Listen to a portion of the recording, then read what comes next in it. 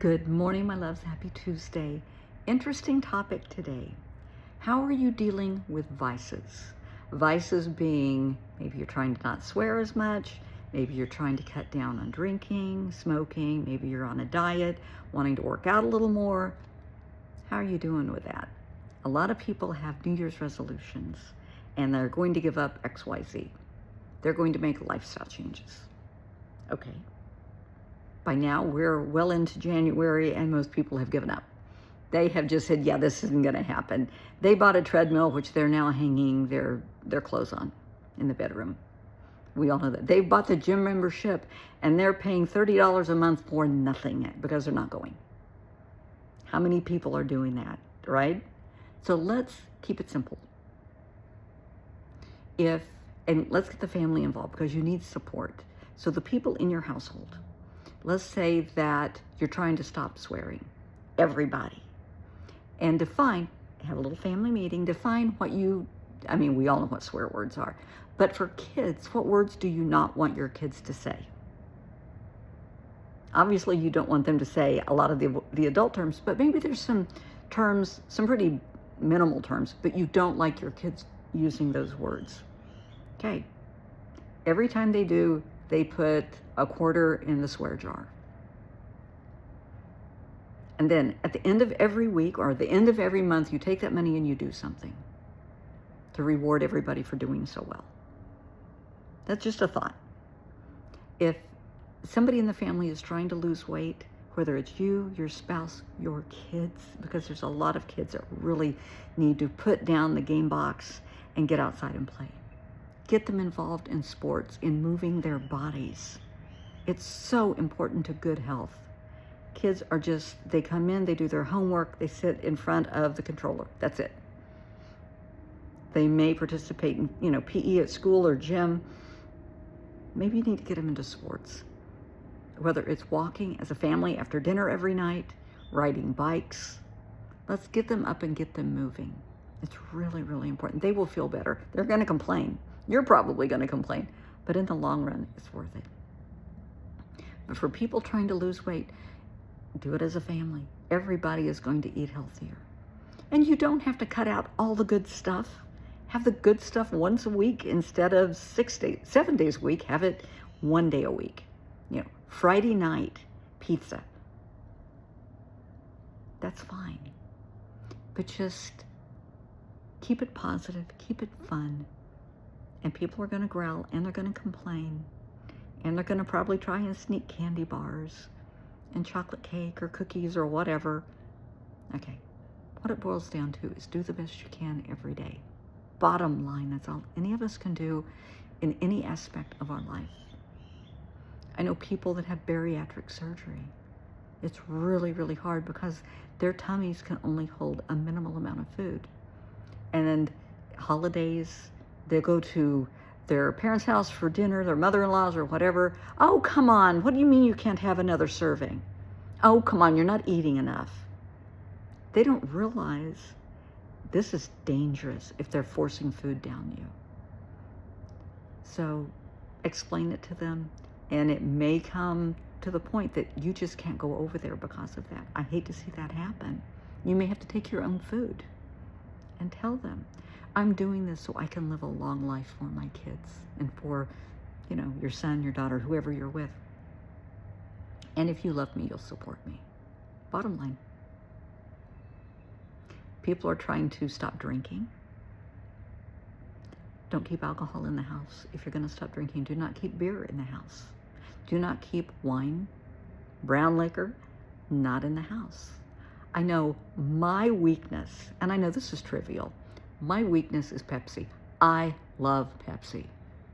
Cherry Pepsi, oh please. I love Pepsi.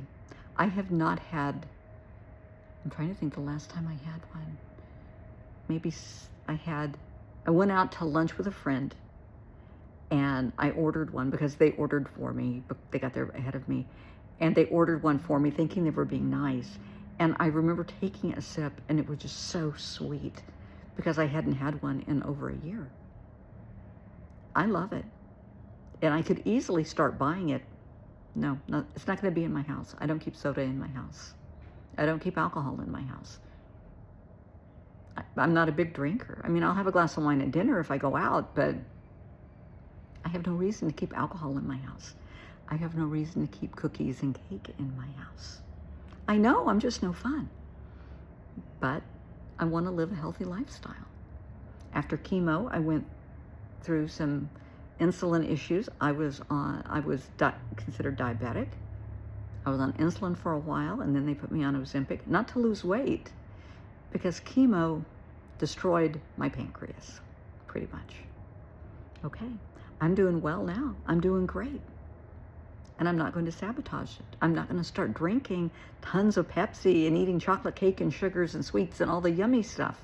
I don't want to go back down that path. But that's a me thing. And I do not allow people into my life that will sabotage my progress. I learned that a long time ago. You can't. If people love you and respect you, they're going to support you. They're going to understand they're losing weight for a reason. They're trying to quit smoking or quit drinking, quit doing weed, whatever it is, and they're going to support you 1,000%.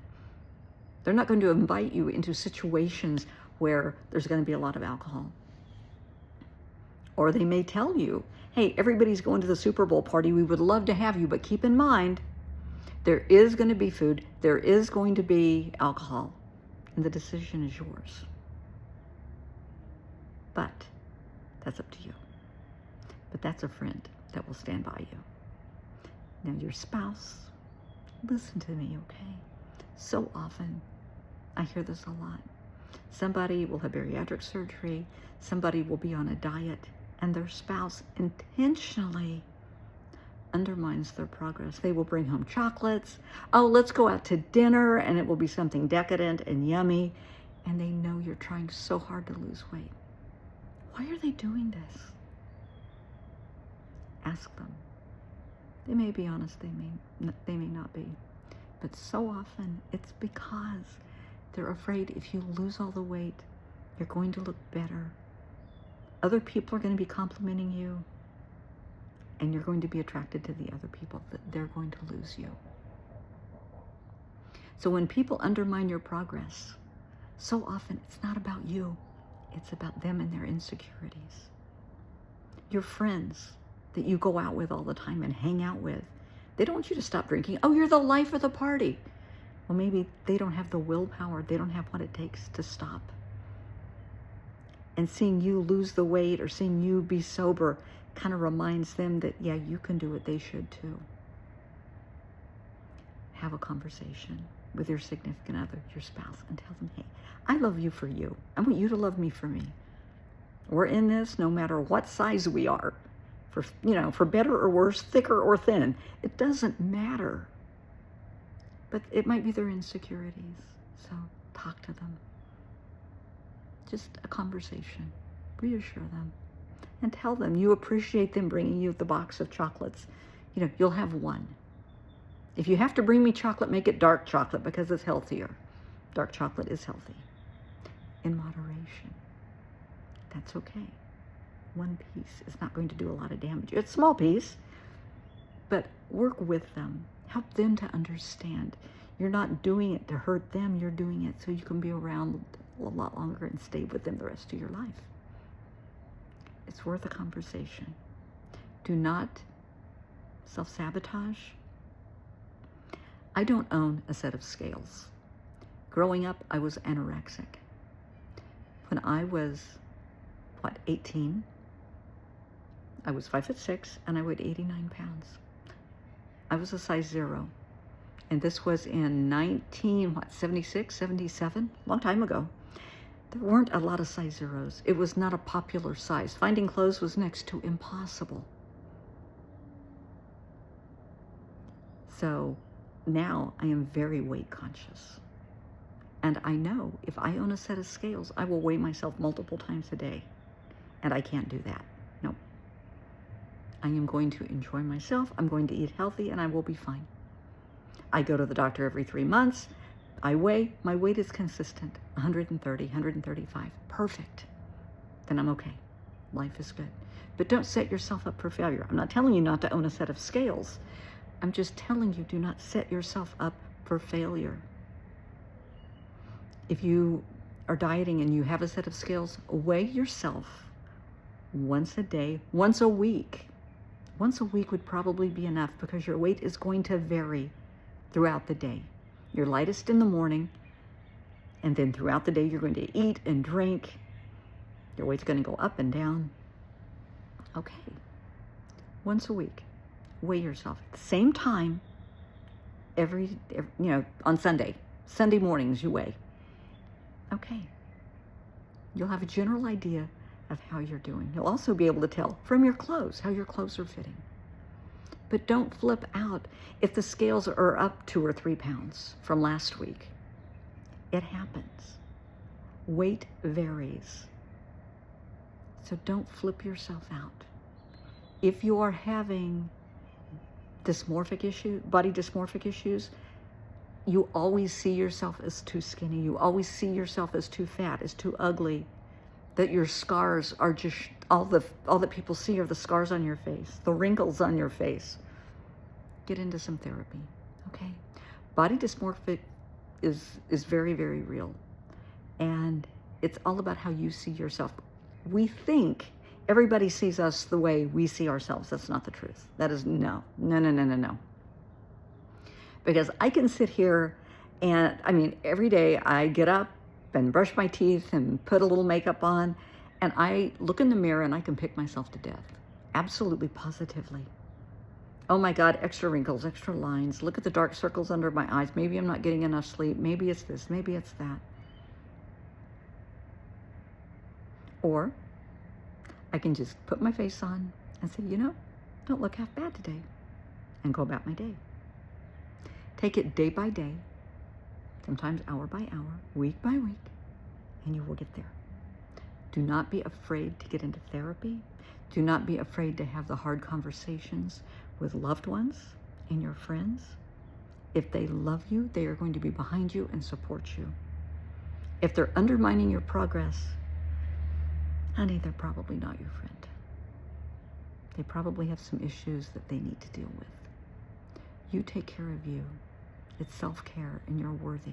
And self-care isn't selfish. Dieting isn't selfish. Healthy dieting. Stopping drinking, smoking, that's not selfish. It's essential for good health. And you are so, so worthy.